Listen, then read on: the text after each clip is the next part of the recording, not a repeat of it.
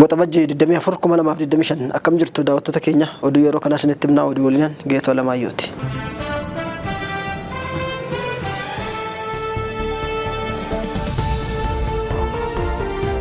Har'a Yuunivarsiitii Wallaggaa fi Yuunivarsiitiin Walaayittaa Sooddoo barattoota gosa barnoota adda addaan barsiisaa turan eebbisiisaniiru. Yuunivarsiitiin Wallaggaa barattoota ogummaa garaa garaan barsiisaa ture 2070 har'a eebbisiise.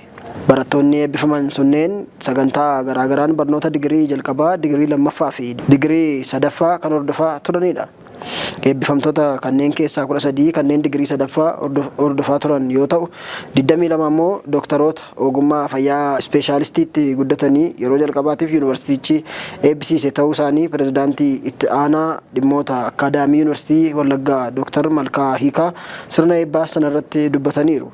Haaluma kanaan yuunivarsiitiin Walaayittaa Sooddoo barattoota gosa barnootaa adda addaan barsiisaa ture 1,710 irra eebbisiiseera. Barattoonni eebbifaman sunneen sagantaa garaa garaan barnoota digirii jalqabaa, digirii lammaffaa fi sadaffaa hordofaa kan turanidha. Eebbifamtoota kanneen keessaa 32 dooktaroota ogummaa fayyaa fi 32 ammoo ispeeshaalistii kan eebbifamanidha. Sirna eebba yuunivarsiitii lamaan kana irratti hooggantoonni yuunivarsiitii olaanoo, barsiisonni fi maatiin barattootaa har'a eebbifamanii fi keessummootni biroon irratti argamaniiru.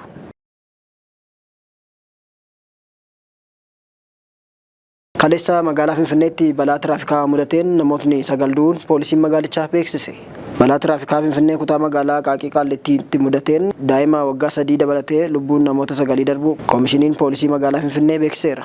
Poolisii magaalaa Finfinneetti daayirektarri koominikeeshinii Koomaandar Maarqos Taaddasaa akka jedhanitti geejjiba uummata deddeebisu maqaan isaa Paablik Sarviis jedhamu kutaa magaalaa Qaaqii Qaallettii bakka Haayilee Gaarment jedhamurraa gara addabaabaayii Yuunisaat jedhamuutti imalaa ture. Konkolaataa fe'umsaa waliin walitti bu'uun karaa irraa maqee kallattii faallaan konkolaataa deddeebisa uummataa Doolfiin jedhamu waliin walitti bu'uun uumame.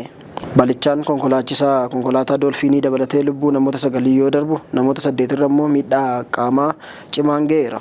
Balaan kun naannoo ganama sa'a 3tti kutaa magaalaa Qaaqii Qaallettiitti aanaa 3 naannoo yeroo baay'ee Abbaa Saamu'eel jedhamuun beekamutti mudate.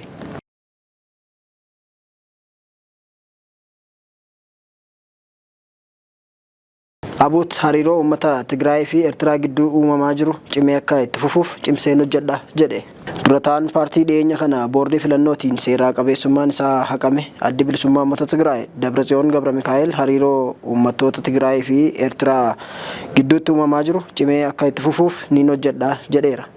Akkasumas uummattoota ollaa biroo waliin hariiroon wal fakkaataan akka uumamuuf carraaqqii barbaachisaa ta'e akka goonu mirkaneessuu barbaannaa jedhan.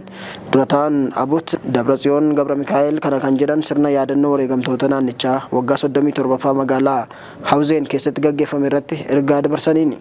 Uummanni keenya uummattoota biroo wajjin waan wal dhabsiisu hin jiru kan jedhan Dabratsiyoon Gabramikaa'el itti dabaluun Amaaraa haa ta'u, Affaar, Eertiraa yookaan Sudaan akkasumas uummattoota Itoophiyaa biroo waliin nagaan jiraachuu, hiyyummaa keessaa bahuu fi misoomaan jiraachuu fedhaa jedhan.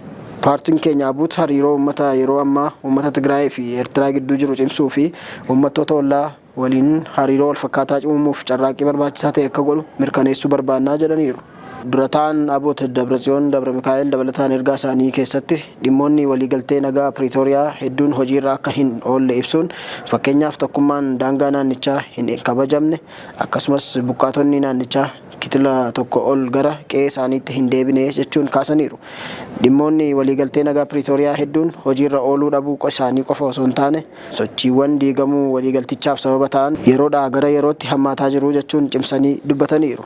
Dooktar Dabratsiyoon Gabramikaa'el waliigaltee kana kabajuu dhabuu isaatiif mootummaa badhaadhinaa fi garee gantuu jedhan komataniiru. Waliigaltee Piriitooriyaa akka hin kabajneef danqaa kan ta'an mootummaa badhaadhinaa fi garee gantuu ta'uu isaanii uummata Tigraay qofa osoo hin taane hooggantoonni dhaabbilee idil-addunyaa fi naannoo waliigaltee kana akka mallattaa'uuf carraaqqii barbaachisu hundaa godhan sirriitti beekuu jedhan. Gama biraatiin ammoo erga waraanni Tigraay jalqabee waggoota 5 darbaniif gargar ba'anii kan turan lammiileen Itoophiyaa fi Eertiraa ganda Zaalambassaa keessa jiran walitti deebi'uu isaanii BBC'n viidiyoodhaan deeggaruudhaan gabaaseera. Kana malees jedhan mootummaan badhaadhinaa dhaaba isaanii addaan qooduuf akka bittinnaa'uu fi uummata naannichaa gidduutti wal dhabdeen akka uumamuuf hojjechaa jira jechuun komataniiru. Haaluma wal fakkaatuun sirna yaadannoo kanarratti haasawaa kan taasisan pirezidaantiin bulchiinsa yeroo naannoo Tigraay Leetinaal Jeneraal Taaddasaa Waradaa ergaa dabarsaniin filannoon keenya inni jalqabaa nagaadha. Kanaan ala filannoo hafee dirqiin kan itti seennu malee fedhii keenya akka hin taane addunyaa hundi ni hubataa jedhan. Ammallee filannoon uummata Tigraay nagaa fi nagaa qofa. Kana waan ta'eef waliigaltee nagaa Piriitooriyaa osoo hin irratin hojiirra akka oolu dhiibbaa nagaa qabeessa, dippiloomaasii fi seera qabeessa gochuu qabna jechuun ibsaniiru. Dhimma kanaan walqabatee federaala haga oduun kun qophaa'etti waan jedhame hin dhaga'amne. Oduu keenya ittaanuun Iraaniif Israa'el lola dhaabuuf akka waliif galan Tiraamp beeksaniiru.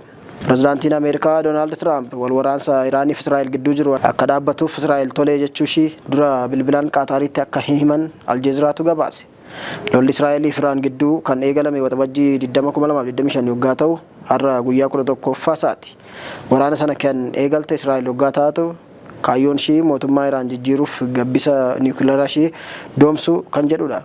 Iraan birmadummaa fi bilisummaa kiyyatu sarbame jettee tarkaanfii gumaa ba'uu laalessaa irratti fudhatteetti. Kan baay'ee dhaadheeffamee fi turte Israa'el akka sodaatamte osoo hin taane qaanii keessa akka galchiteetti hubatameeraaf. Ameerikaan kallattiin gara Israa'el gortee waraana sana keessatti kan hirmaatte yoggaa ta'u iddoo Iraan niwukileeraa itti gabbistudha kan jedhan 3 barbadeesseera jetti. Iraan immoo dursee waan shakkeef waan barbaadamu achi keessaa baaseera jettee ibsa Tiraampitti bishaan naqxe. Dhugaansaa kan Ameerikaan jettu immoo kan Iraan akka ta'e bullee kan ilaalamu ta'a. Guyyoota jalqabaa Israa'el hayyoota saayinsii fi ajajoota waraanaa Iraan qabdu gurguddoo jala galaafatteetti. Iraan ammoo misaayiloota akaakuun isaanii haaraa kan akka qabdu hin beekamne hedduu basaasonni Ameerikaa fi Israa'el quba hin qabne lola kanarratti agarsiisteetti. Meeshaaleen lola irratti fayyadamte ija meeshaa qolannaa Ameerikaa fi Israa'el jalaa miliqanii magaalota Haifaa, Teel Aviv, Yerusaalemii fi bakkoota biroo hedduu daaraa taasisaa bahani.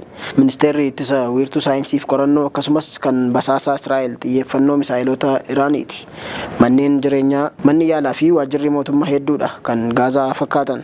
Lammiileen biyyoota lamaanii manaa fi magaalota gadhiisanii baqataniiru. Wiirtuun humna waraanaa basaasaa teekinooloojii fi diinagdeen Israa'el guddaa akka miidhame xiinxaltoonni sabaa himaalee gurguddoo irratti ibsaa jiru. Dhukaasa dhaabuu kana kan isheen tole jetteefis kanaafidha warri jedhanis akkasuma.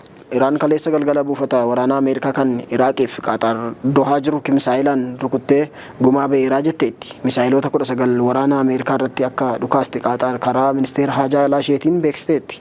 Ameerikaa wajjin taanee miidhaan osoo hin qaqqabin 18 samii irratti qolanneera jechuun ibsitee birmadummaa biyya keenya sarbameef gumaa bahaa jetteetti Dohaan. Haleellaan sun akkuma ta'een gama masaraa Ameerikaa irraa kan dhaga'ame biyyootni lamaan waraana dhaabaa jedhudha. Iraaniif Israa'el guutummaan guututti dhukaasa dhaabuuf akka waliif galan Tiraamp beeksaniiru kan jedhe Ajaans Pireesiidha. Waliigalteen sun kan turu jalqaba sa'a 6f ittaanee sa'a 12f ta'a. Boodarra guutummaatti dhukaasni akka dhaabbatuuf waliigalaniiru jedhan.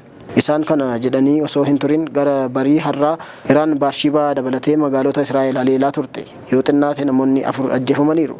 Muummichi ministeeraa Israa'el Benjaamin Netanyahuun lola dhaabuuf waamicha Ameerikaa akka fudhatan ganama har'aa ibsa baasaniin beeksaniiru. Gabbisni niwukileeraa Iraan waan barbadaa'een kaayyoon keenya milkaa'eef lola dhaabuuf qophiidha kan jedhan Netanyahuun yoo Iraan nu haleelte garuu deebii guddaa kennina jechuun ibsan. Haga oduun kun qophaa'etti gama Iraan irraa ifatti wanti jedhame hin dhaga'amne.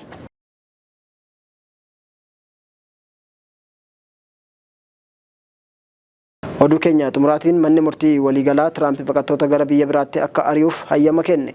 Manni murtii waliigalaa Ameerikaa mootummaan Tiraamp baqattoota biyya sanaa jiran akka gara biyya biraatti ari'uuf murteesseera. Daanyota mana murtii waliigalaa 9 yaada kanarratti tokko hin taane. Gariin mormanii gariin deeggaranii sagaleetiin adda ba'anii caalmaan murtaa'e. Daanyotni 3 baqattoonni gara biyya biraatti ari'amuu hin qaban. Balaaf isaan saaxila jechuun yeroo morman 6 immoo deeggaranii gara biyya sadaffaatti haa ari'amanii jechuun sagalee kennan. Kanaaf baqattoonni 8 gara Sudaan Kibbaatti akka ari'amaniif murtaa'eera. Ji'a darbe keessa dhimma baqattoota sanaa mana murtee aanaatiin ilaalamee jarri qaamaan dhiyaatanii yaada isaanii akka mana murtiitti kennachuu danda'aniif akka hin ari'atamne jedhamee murtaa'ee ture. Kanaan jarri 8 sun buufata waraanaa Ameerikaa Jibuutii jiru keessatti doonii keessa akka turan ta'eera. Bulchiinsi Tiraamp dubbicha oliyyannootiin gara mana murtee waliigala federaalaa geessee amma murtee gama dakaan kennameen shaarsiseera. Namoonni 8 kan gara Sudaan Kibbaatti ari'atamuuf jiran sun lammii biyyoota 6 kan Maayinaamaar, Sudaan Kibbaa, Kuubaa, Meeksikoo, Laawosii fi Veetnaamidha. Mootummaan akka jedhutti jarri sun hanna lubbuu baasuu fi yakkoota birootiin beekamu.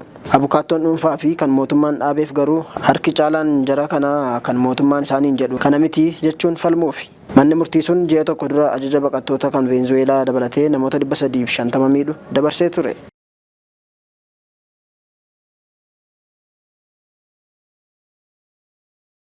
Egaan daawwattoota keenya oduu keenya irraa qabanne kanumaan goolabneerra turtii gaarii qabaadhaa.